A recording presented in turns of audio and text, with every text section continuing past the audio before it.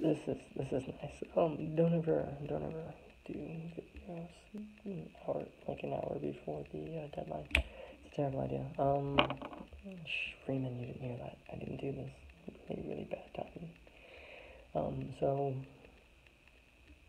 what I'm doing is I'm reviewing what a construct is for a minute, and then I'm going to compare and contrast Man with the Movie Camera and Nanak of the North. Man with the Movie Camera was created by Vertov. Nanak of the North created by Robert Flaherty. So a construct is really just something that represents something else. It's kind of complicated, but a simple explanation is the alphabet.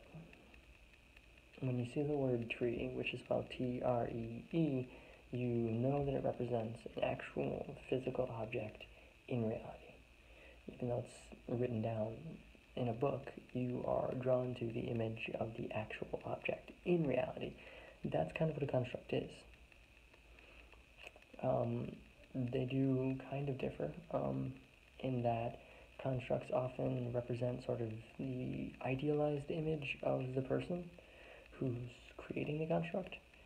So you, the viewer, and I have who may have two different images of trees when we read tree. Like I might have an apple tree, you might have an orange tree, and that's part of what a construct is, and part of what you would see in these two films. In Vertov's Man with the Movie Camera, what you see is a bunch of sort of scattered images of a cityscape that come together to create one living city. It's sort of a bricolage. I'm just throwing that word in there. It's sort of a bricolage in the loosest of ways. It pulls all of these different images of different cities together to form this image of a Russian city. And in that facet, it acts sort of as a construct, because it's not really a single city like it was proposed to have been.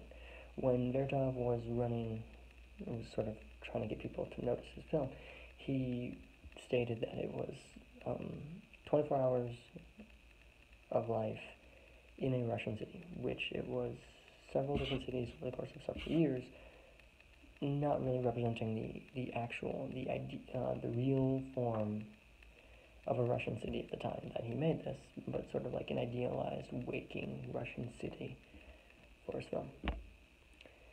In terms of Flaherty's Nanak of the North, what you see is this idealized image of an Inuit man created by this explorer, Robert Flaherty, who went out of his way to sort of do this. He found a man, paid him to act. He found an Inuit man and paid him to act in this manner to create this image of the noble savage, the noble Inuit still living life in this barren landscape. And ironically, he created this giant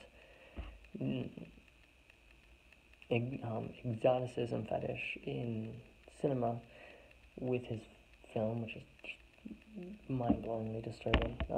But yeah, people got like super crazy for Inuits after that. But I'm gonna go a little bit over 4 minutes, I guess.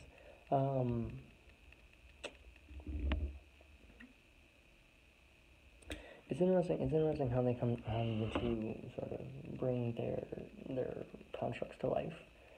Vertov does it with a vast array of scenes and musical scores to sort of denote an emotion to what's occurring, whereas Flaherty narrates the crap out of his scenes and sort of boxes in what's happening for the viewer. They have to see it this way because it's the way that Flaherty's narrating it. It's the real form.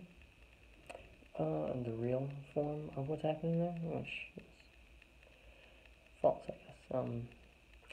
Yeah.